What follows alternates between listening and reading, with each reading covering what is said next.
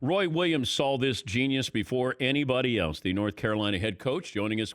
Oh, the beard looks good, Coach. Whoa, it looks good. I told Paulie and Todd that my wife and grandchildren think I look like Papa Smurf. You look like you're related to Popovich.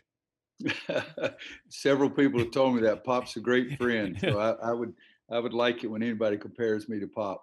All right, as a journalist, I have to look over your right shoulder. By the way, beautiful home. Is that Thank the you. Christmas tree still up? We have a tree that stays up, but it has birds and squirrels, Okay. and we go around with our grandchildren and make sure they can say what is what.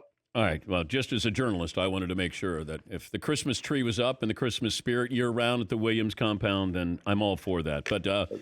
thank you, Coach, for joining us here. What have you taken away from the first 4 episodes of the Bulls documentary? Oh, it just, I lived part of actually episodes 1 and 2, and then I was such a huge fan of Michael and love him to death. And he treats me the same way now that he did when he was playing at North Carolina. He hasn't changed to me at all, but it was brought back great memories. And I heard you talking about, maybe force him in the backcourt. If I'd been the coach of the Cavaliers, they should have just gone to the locker room. Really? Yeah, it was over. Yeah, but It was. I gotta. Would there have been a way? Now, looking back, let's say you were going to devise that. You're the coach of the Cavaliers. You're Lenny Wilkens. What would you have done that could have maybe prevented that shot? Well, everything's better in hindsight, but yeah, I would put two guys on Michael and not allow and try to have two guys to prevent him from getting the basketball. But I'm a coach, and so everybody's always got an answer after it's over with. But when you're standing on the sideline and you've got to make that decision right there, everybody knew that they wanted to get the ball to Michael, and that's the smart thing to do. If you're coaching Michael Jordan, you use him as a decoy. I don't know that that's the smartest thing in the world unless you've got Scottie Pippen or somebody else that could make the shot as well. But yeah, I would just put two guys on him, try to stop him getting the ball at all. Put me in the huddle in 1982 before Michael hits the game-winning shot against Georgetown. Who was supposed to get that shot?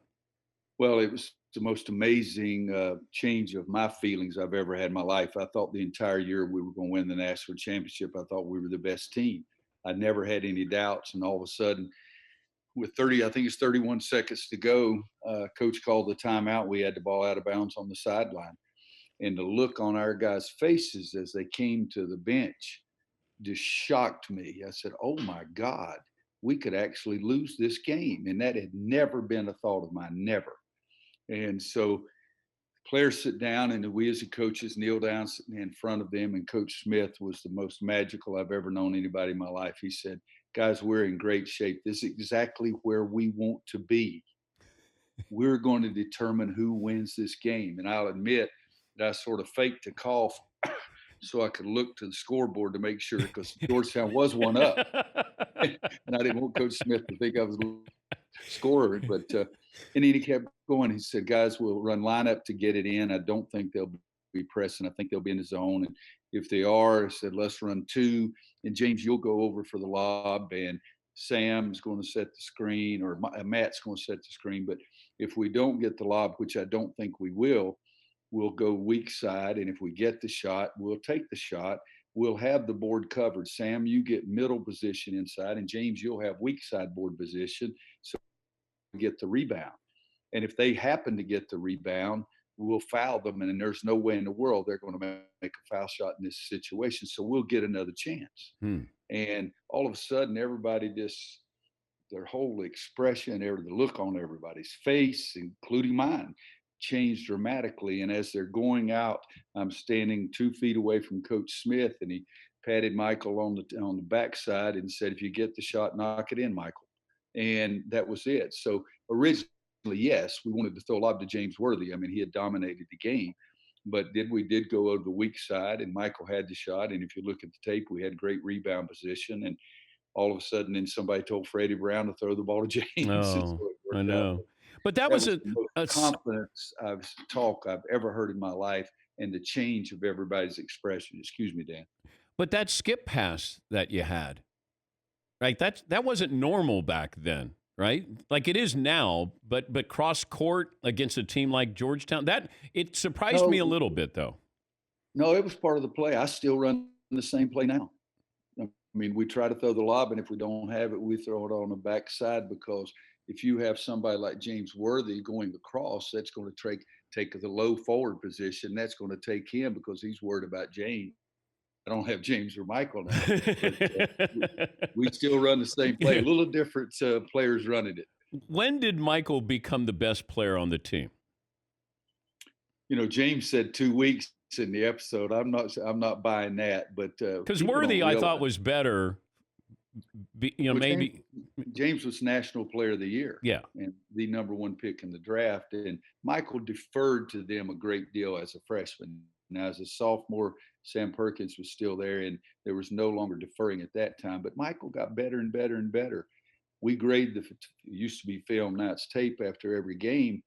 And that was the Georgetown game was the only game of the year that Michael also won the Defensive Player of the Game award. And nobody ever remembers things like that. But then his sophomore year, it was over with then because he was the best and continued through that his junior year. And I remember Rod Thorne calling second day of practice after the Bulls had taken him and telling Coach Smith, and we were having a staff meeting when Rod called, and we were sitting there, and Rod said, "This is a joke. We do some one-on-one stuff, and we give him the ball between the top of the key and the center line, and regardless of who we put on him, he dunks it." And so I think it didn't take those guys long to figure it out either. He's Roy Williams, North Carolina head coach. How do you respond when people say, the only person to stop Jordan was Dean Smith? I just realize how sad it is that somebody can be that stupid. And, that's sort of sitting on the fence with my remark. But number one, he did score 20 a game his sophomore year. But two, there was no clock. Everybody held the ball on us. Everybody ran the clock down. I mean, there was no clock, but everybody just had ball control. We only had 2 games that whole year. We scored over 80 points in a game because every game we were chasing people kind of thing.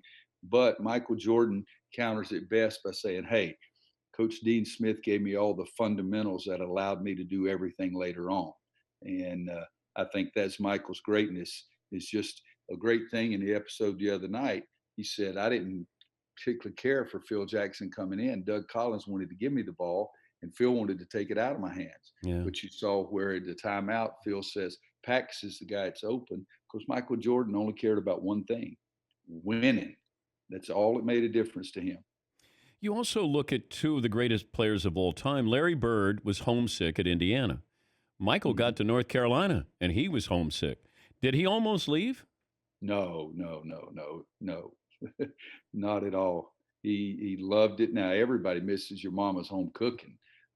Every player I've ever had was a little homesick, but no, that was anybody that would say that is another. That's just somebody saying something. But there was no doubt that young man loved it there from the first day he stepped on campus, especially when the pickup game started and then the basketball practice started. He was an incredible person, incredible player. But you add Ewing when Michael, when Ewing shows up, does Michael then play one-on-one with him at North Carolina? That was one of my great stories because they were there the same weekend. Pretty good 2 prospects on campus that were pretty good. But so I'm taking him over to the football game. And so we Coach Smith's meeting with him in Carmichael where we played at that time. And so we go down on the court to walk out the back door to go to the football game. And the basketball's there. And Michael says, "We got a couple minutes." I said, "Yeah." So he starts messing with Patrick and backing him down and then faking him and shooting. And he's just laughing at Patrick. Patrick's going 25%. And I mean, maybe not even that, but they have street clothes on. And so at one point, Patrick had enough and he got the ball and he backed Michael down 1 dribble, 2 dribbles, and then turned and about broke the backboard, dunked it on his head. And Michael said, "You ready to go, Coach?" Let's go to the football game. Let's go to the football game. We're done here. There's so many good things. I go back. I told you that story. Well, I don't have to tell you the story, but I was at the Jimmy V golf tournament, and Michael would get competitive at an auction item, and he bought the motorcycle for you, and Mike didn't want the motorcycle. He wanted to win the motorcycle and then gave it to you. We actually bought it in the auction, gave it to my wife. Yeah. And I said, "Michael, why are you doing this?" Because we were talking about a different way to go to the grocery store at the beach, and they'd bring the motorcycle in, and Wanda said, you could buy that for me, and I could take that. And Michael said, "Do you ride?" And she said, I said, "Michael, she's never ridden a bike in her life." And Wanda said, "I could learn." And Michael says, "I'm going to buy that for you." And wicked Wanda says, "No." I mean, it petrified us. And but he bought the motorcycle. I said, "Michael, why are you doing this?" He said, "Do you realize how many fried shrimp dinners she's fixed me over the years?" Oh, that's great. And we still have the motorcycle. And we went to see about getting licensed, bought helmets, but she slipped in the parking lot at KU and broke her collarbone. Oh, no. And then Pat Croce, the owner of the 70s, ran into us, says, "Please," that's after he had his crash that he almost was killed in, "don't do that." So we still have the motorcycle, and wicked Wanda, who is the only one who knows how to get on this Zoom call, she's eventually going to make it into the backside of a coffee table. Because how do you get rid of a motorcycle that Michael Jordan gets, that kind of thing. But he loved her fried shrimp. That's great. The whole G League phenomenon here, Coach, is this bad for college basketball that these kids are deciding that instead of going for one and done, they're going to go into the G League? I don't think it's bad for college basketball, but the NBA is going to make their rules for what they want. They're not our partner. They're going to make the rules as what they think is best for the NBA. There'll be several players every year that will try to do that, and that's okay if they have no interest in college. The only negative thing I think is that they're calling kids now who have already signed and committed to go to college and trying to see if they have any interest. I don't think they should be doing that. That's my own personal opinion. But some kids really don't want to go to college, and that's okay. There's going to be a game twice a year where one team has on a Duke uniform and the other team has on a North Carolina uniform, and they're still going to play. And it's going to be that way next year and 10 years and years from now. But the NBA, they're doing the right thing in the most part because they're doing what they think is best for their game. Do you think we're going to eventually get back to coming out of high school if you want to go pro? I think they will. And Kobe made the right decision. LeBron, Garnett, all those guys made the right decision. There's a lot of guys that made a bad decision, and I've said it all along. There's no great rule for that. There's no perfect rule for everybody. There's kids that think they're NBA players, and all of a sudden, 2 years later, they're out of the game and have no education, and are not really equipped to go out in the world. But there's no perfect rule, but I think we'll eventually get back to that. Yes. Did you recruit Kobe?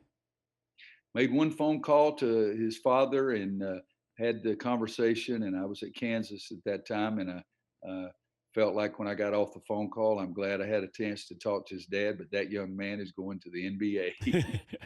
What about Garnett? I'd never called him, but I saw him in high school and knew he was going to the NBA as well. And LeBron, you didn't even place the call. No. You knew. Anybody else that you just said, nah, it's not worth it? Oh, there's been a few, yeah. Those are the big ones, and some guys that I thought were going to go straight to the league when we had that rule didn't do it. And then guys like Zion Williamson, I think he loved his college experience. Tyler Hansbrough played for us 4 years and loved everything about it. But it's again, no perfect rule for everybody. But you had a chance. Did you think you were getting Zion? Boy, I worked off, and we left his home the last night.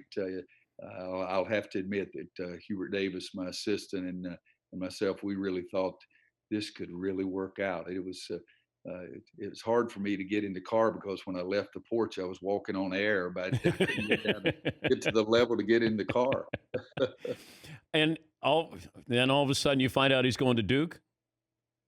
Yeah, it was not a good night No. when the announcement was made, but and then we had somebody get in the equipment room at Duke and snip the stitches on the shoes, and that helped us.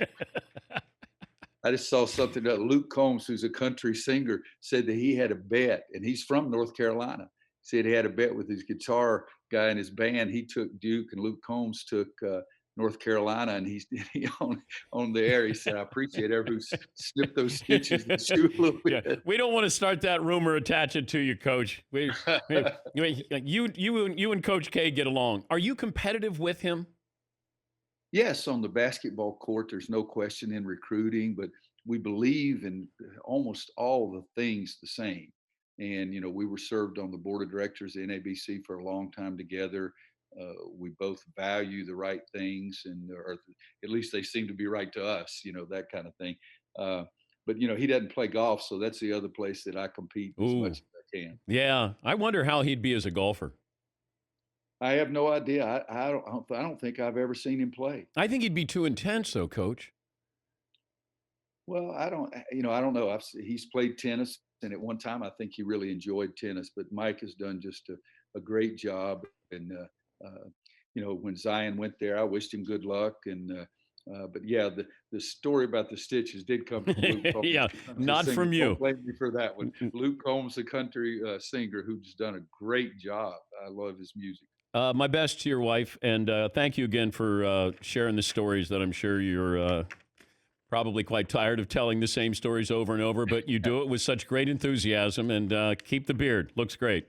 Well, I love those stories because it was part of my life, and I'm glad that I said earlier that Paulie and Todd are so reverent to you during their program. They never disagree with you. So, guys, thank you very much. Thank you, Coach.